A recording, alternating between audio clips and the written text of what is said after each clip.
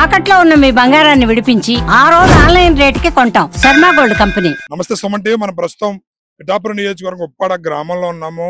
ఉప్పాడ గ్రామంలో ఇక్కడ నివసిస్తున్నటువంటి ప్రజల జీవన భృతి వేట, మత్స్యకార వేట ద్వారా వాళ్ళు జీవనాన్ని సాగిస్తుంటారు. వాళ్ళ దైనందిన జీవితం రోజు గడవాలన్నా, పూట గడవాలన్నా సరే వేటకు వెళితే గానీ వాళ్ళకి రోజు గడవదు. ఒకవేళ వెళ్ళిన తర్వాత ఆ వేటలో చేపలు పడచ్చు, పడకపోవచ్చు. వాళ్ళు జీవన భృతికి వాళ్ళు ఎంత రిస్క్ చేస్తారు వాళ్ళ జీవితాన్ని అనేది మనం ఒక ఉదాహరణగా ఇక్కడ గమనించవచ్చు.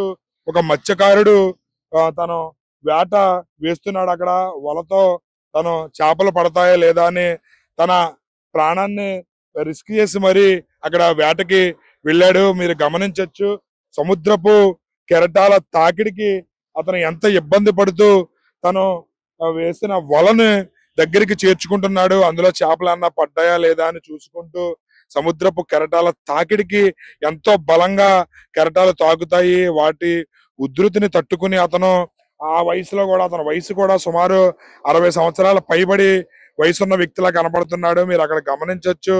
ఆ సముద్రపు కెరటాల తాకిడిని తట్టుకునే అతను ఆ వేట వేయడం జరుగుతుంది. అతను అదృష్టం బాగుంటే చేపలు పడవచ్చు లేదా పడకపోవచ్చు. కానీ ఒక్కొక్కసారి అది ప్రాణానికి కూడా ప్రమాదకరంగా మారే సంఘటనలు జరుగుతాయి.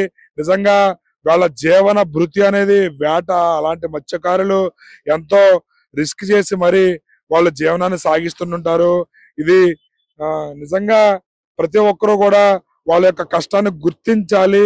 ఎందుకనంటే తెలిసి ప్రమాదం అని తెలిసి కూడా వాళ్ళు దాన్నే జీవనంగా ఎంచుకున్న సందర్భాలు ఉంటాయి. అయితే మనం ఇక్కడ గమనించవచ్చు. అతను సముద్రపు వేట నుంచి కూడా బయటకు వస్తున్నాడు వల పట్టుకుని. అన్న చేపలు పడ్డాయా లేదా అనేది ఒకసారి మనం అతన్ని అడిగే తెలుసుకునే ప్రయత్నం చేద్దాం. అయితే ఇక్కడ ఒక మత్స్యకారుడు తను వేసిన వేటకి వెళ్లి వస్తుండగా తన వలలో చేపలు పడ్డాయా లేదా అనేది ఈ మత్స్యకారుడు గమనించవచ్చు. అతని వయసు సుమారు 60 సంవత్సరాల వరకు ఉండొచ్చు. అతను తన ప్రాణాలకి తెగించి మరి తన జీవన భృతి కోసం వేటే వాళ్ళకి ఆధారం. సో అతనికి చేపలు పడ్డాయా లేదా అనేది ఒకసారి మనం తెలుసుకునే ప్రయత్నం. ఏం పేరు మీ పేరు? ఎంత వయసు? అంతా వయసు అయితే 70 సంవత్సరాల పైన ఉంది. పింఛన్ రావట్లేదు. అందరూ ఆధార్ కార్డులోనే వయసు తక్కువ రాసేది. ఎందుకు ఆధార్ కార్డు లో తక్కువ ఉందా? మళ్ళా మా తమ్ముడికి వస్తుంది. మరి ఏంటి చేపలు పడ్డాయి నీకు? ఏ చేపలు ఏం పడలేదు. ఇగో తాగన కోటరాలు అది. మరి ఏంటి అంత రిస్క్ చేసి సముద్రంలో ఈ వయసులో కూడా మీరు వెళ్ళాల్సిన పరిస్థితి? ఎలా పెంచుదంటే ఇంటికాడ కొడుకు కడాలి కదా, ఆడపిల్లతో ఉన్నాం. ఇంటికాడ పట్టుకడాలి కదా, పిల్లలకి ఎలా చంపేస్తారు మరి. అవును. దాని నుంచి ప్రభుత్వం నుంచి సహకారం అందిస్తున్నారు కదా, 20,000 రూపాయలు అందిస్తానంటే సంవత్సరానికి ఒకసారి వస్తుంది. మరి సంవత్సరం వరకు సరిపోతే పిల్లలు ఉన్న వాళ్ళకి నెల ఇస్తే బాగుంటదా? నెలకి ఇస్తే ఒక్కొక్క మంచిది. నెలలకు డబ్బు చాలా గవర్నమెంట్ అయితే మాత్రం 4 నెలలకి 5 నెలలకి ఇచ్చినా పర్లేదు. మరి ఇప్పుడు మీరు సముద్రం కెరటాలు తాకిడి గట్టిగా వస్తున్నాయి, అయినా సరే మీరు వాటిని తట్టుకుని ముందుకు వెళ్తున్నారు. చేపలు పడతాయేమని చేపలు గట్టిగా తగులుతుంటాయి మీకు? తగిలితే అండి బాబు, చెరగడి తేలితే చెరగడి తేలితే కింద పొరగడేస్తాం. కింద పొరగడి రుమాలకి పెంచి చొక్కా పోయింది. ఏం చేత మనం కొడుకు గడికి ఏ బాధలు తప్పదు కదా. కొడుకు గడిచి ఉంటే ఇంట్లో తనపడి తొంగటం. కొడుకు గడి పిల్లలు ఎడుతూ ఉంటే మరి ఎలా వస్తుంది మేత? మరి మీ ప్రాణానికి ప్రమాదం అని తెలుసున్న సరే వెళ్తున్నారు.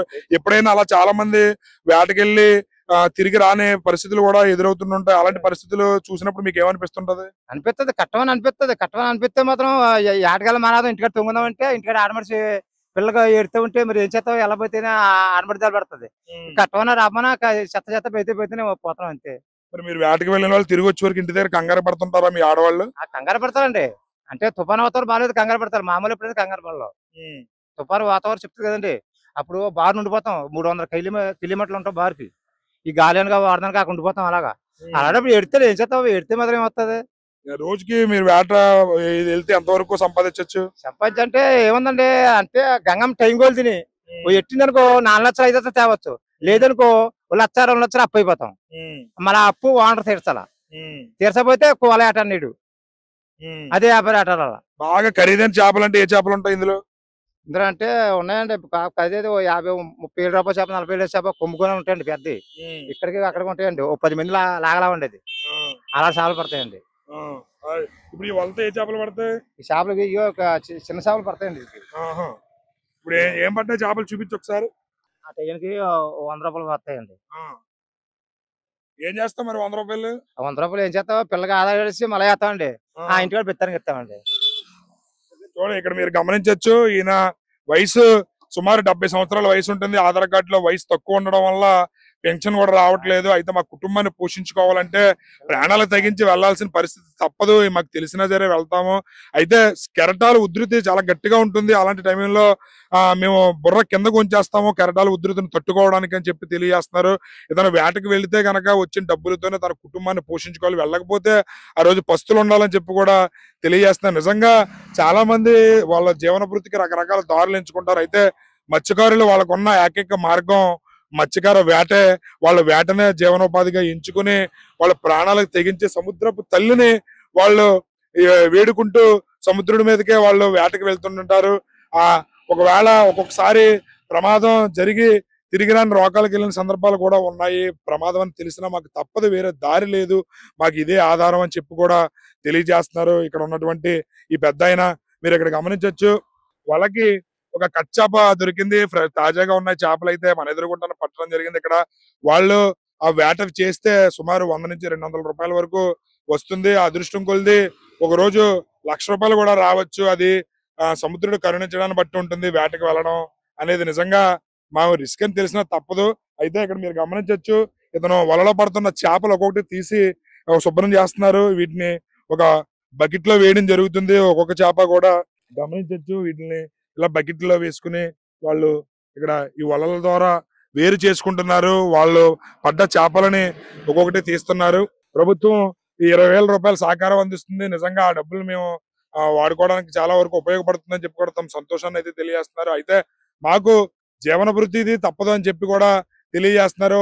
వాళ్ళు జీవనం అనేది ప్రమాదంతో కూడుకున్నదైనా సరే వాళ్ళ పొట్ట నింపుకోవాలంటే ఇదే ఆధారం. సో మత్స్యకారుల జీవన శైలి ఏ విధంగా ఉంటుంది అనేది ఒకసారి మనం చూసాం కదా, ఆయన మాటల్లో కూడా వినడం జరిగింది. వాళ్ళ జీవన శైలి ప్రమాదంతో కూడుకున్నది. రాబోయే రోజుల్లో వీళ్ళకి అంతా మంచి జరగాలని మనస్ఫూర్తిగా కోరుకుంటూ కెమెరామెన్ రాజుతో శ్రీనివాస్, సుమన్ టీవీ.